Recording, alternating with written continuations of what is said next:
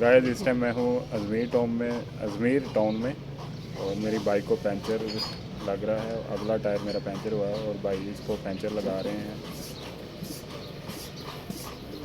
अब वो ट्यूब को सही कर रहे हैं, उसके बाद इसके ऊपर पंचर लगाएंगे।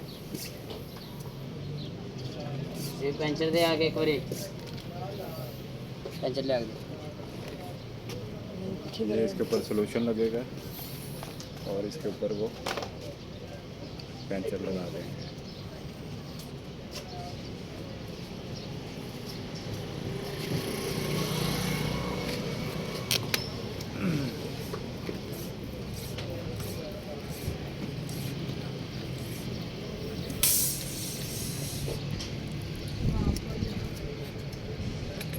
ਇਹਨੂੰ ਕੀ ਹੈ ਕਹਿੰਦੇ ਨੇ ਜਿਹੜਾ ਉੱਤੇ ਲਾ ਰਹੇ ਸੀ?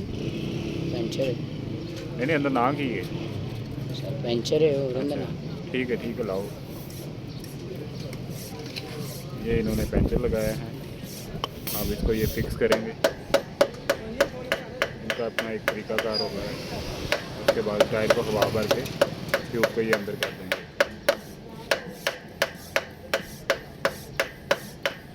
काफ़ी मेहनत वाला काम है और ये लोग गर्मी में काम कर रहे हैं। सेफ पंप लिया।